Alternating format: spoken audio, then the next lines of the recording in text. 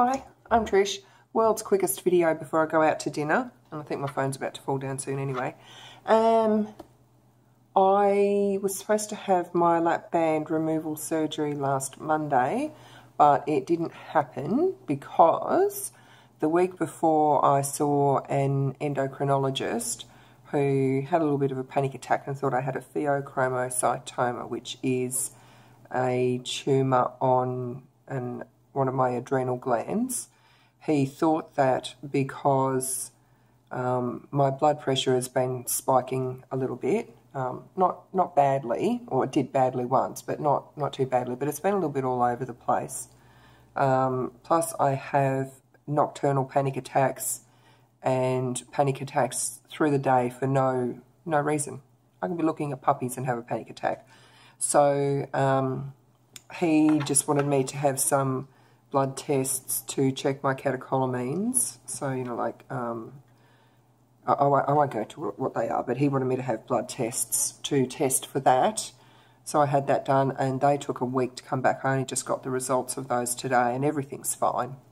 I don't have any tumours, which I knew, because there's other symptoms of those sorts of tumours, like, you know, like really bad headaches and excessive sweating and stuff, and I just don't have that. So, yeah, so when I went into the Alfred on Monday to have my surgery, and I had a pretty good idea they would refuse to do my surgery until I got the blood test results back, but I thought they might be able to call the pathology place and get access to the results, but they still weren't done. The reason they refused to do my surgery is because it's very, very dangerous. If I had had one of these tumours, I would have had an 80% chance of dying on the table. So, and that's another reason that I was pretty sure I didn't have one of these tumours, because I've already had 4 surgeries this year, and a really big one last year, and a really big one the year before, and didn't die.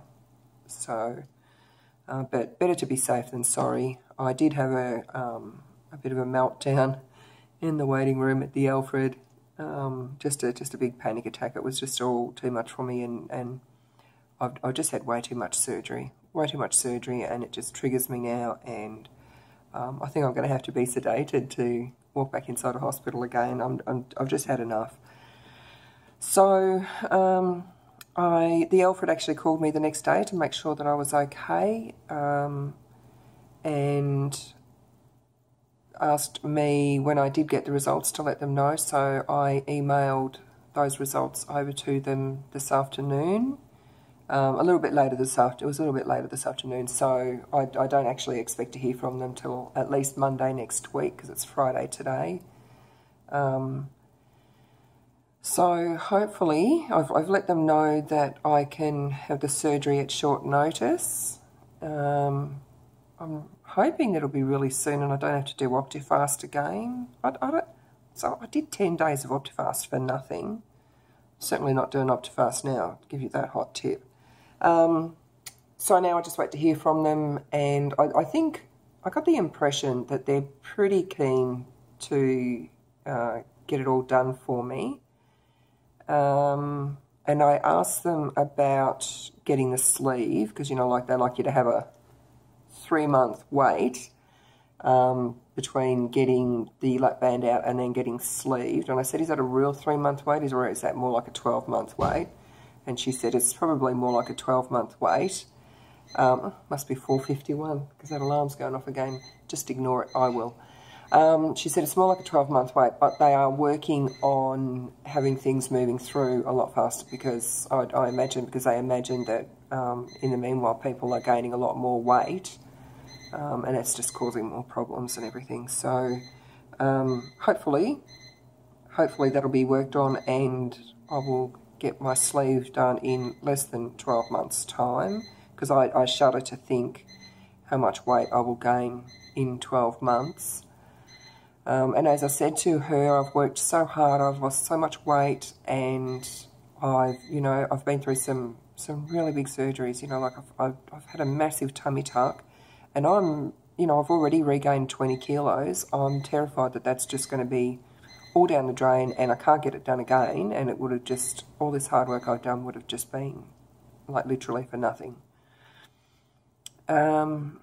So she said, I will, no, they'll get the, like, band. And I also asked her, I said, she asked me if, and I'm not going to mention any surgeons' names, but the surgeon that was meant to be doing my surgery, she asked if I minded terribly if he didn't do my surgery, and I think that's just a way of, like, getting me in to get it done quicker if I can be on anyone's list. And I said, yeah, I don't care who does it. I don't know who did my revision. I only found out in hindsight who put my band in, and all the surgeons at the Alfred are really good. I've just got to... It's a bit of a personal thing with this particular surgeon. I don't really like his attitude when I asked him about the sleep, about being bypassed, because I prefer to be bypassed. And I know a lot of surgeons do have preferences. His preference is very blindingly, obviously, the sleeve, and I find that is... what's the word for it? I can't think of the word for it. Insert an inappropriate word, because I've gone completely blank. I can't think of the word for it. But he's just really biased toward the sleeve, which I don't know, unless he's had a lot of, like, bad experiences with bypass, or he just doesn't like doing the bypass surgery. Maybe the bypass surgery is too hard for him. Maybe he's just much better at sleeving. I don't know, but I don't feel it's that I'm getting a really professional opinion from him. Maybe I think he's just a bit too biased towards the sleeve. So, you know, he told me horror stories about being bypassed and everything. Apparently, it depends on the surgeon and the anaesthetist when you go into the surgery, as to whether they decide if they can sleeve you at the time or not. So I get the impression that it is sometimes possible, depending on, I guess, how many adhesions and how much scar tissue I've got around the band.